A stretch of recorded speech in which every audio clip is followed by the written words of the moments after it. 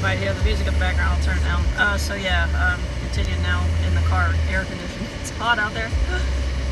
So, drunk driver, it turned out. Hit a semi-truck, spent off, missed my sister, and hit me driver's side. And what you experience, like I never felt more alone. You know, the car, in my mind, luckily, like, I was like, okay, I gotta get out the car, because you always watch all the videos, and I like, the car could explode, so in my mind, like, first of all, like, the airbags went up, it bruised my nose, I had bruising all over my entire body, anywhere. Get the seatbelt covers, by the way, because that's the only place where there wasn't, like, any kind of marking, but I was severely bruised, my whole stomach, side of my,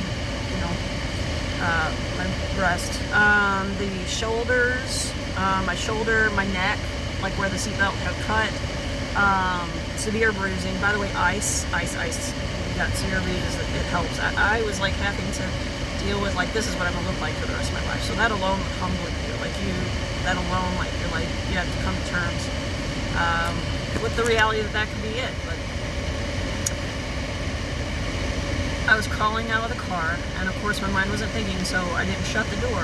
And my Krypto got out, and got hit by a car, and I lost my baby, my boy, my puppy dog. And what's funny is afterwards, you trade almost anything in, just for a moment with a pet or a person. It's like everything in that car I would have traded in for a second chance. Like nothing in there like mattered, brought it back, and I got the majority of my belongings back. Maybe all of it, I don't know. I don't think so. But a lot of it I did end up getting back, but didn't get him back. But so don't drink and drive, first of all. And what I experienced afterwards is the testimony. I started to see things I've never seen before. It definitely opened up something spiritually. And that's going to be another part for like some of the things that I started getting into afterwards, to try to hear and experience what I experienced again.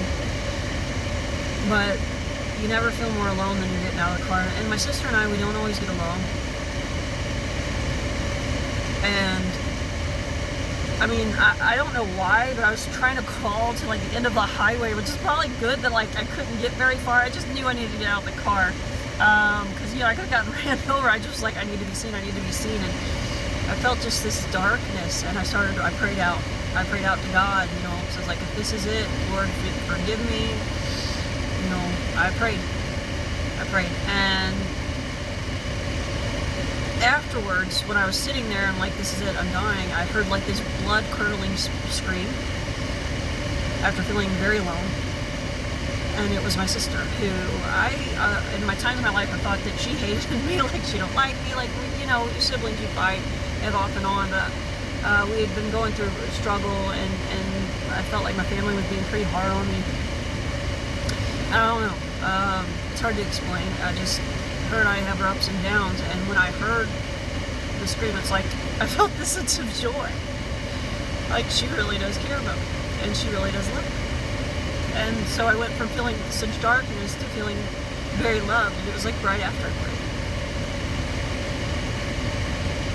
And then, like, so many other people started to show up. This lady showed up. I thought my neck was broken because she had me, like, held. She was like a nurse, and you can't move your head, and if you move, you can break something. So, like, but I didn't know. All I felt was severe pain all over my body, and she was holding my neck.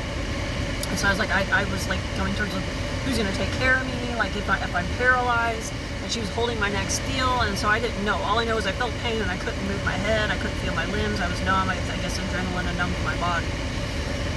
And like there was a cop there, and then another person showed up, and you never realize in those moments until like how people do show up. You're always like, no one's there, no one will ever help anybody in this world. People like to stop and get their cameras and record instead of sitting there and actually helping. But there are moments in that where people really do show up. And then I'll have to continue again because this is 5 minutes. Unfortunately, I think I need to do it in segments. This is at least the beginning of the story, even if I don't continue on. This is the start of my testimony. But yeah, maybe I'll go a couple more seconds. But Getting text now. No, I think I'm gonna have to start over. Or continue. I'll just have to remember where I was at. I might film it a different day. I might film it now. These are going to be segments every once in a while. I'll start with the ambulance ride. Sorry about the beeping in my cardigan. The ambulance ride and kind of what I was experiencing there. The amount of pain was very excruciating. Like I've never, like your body does go numb. I was literally shaking so much, but no, that's the story for the next thing. So, story for the next thing, and also my shirt says "Take Heart." I think it's reversed, but yeah.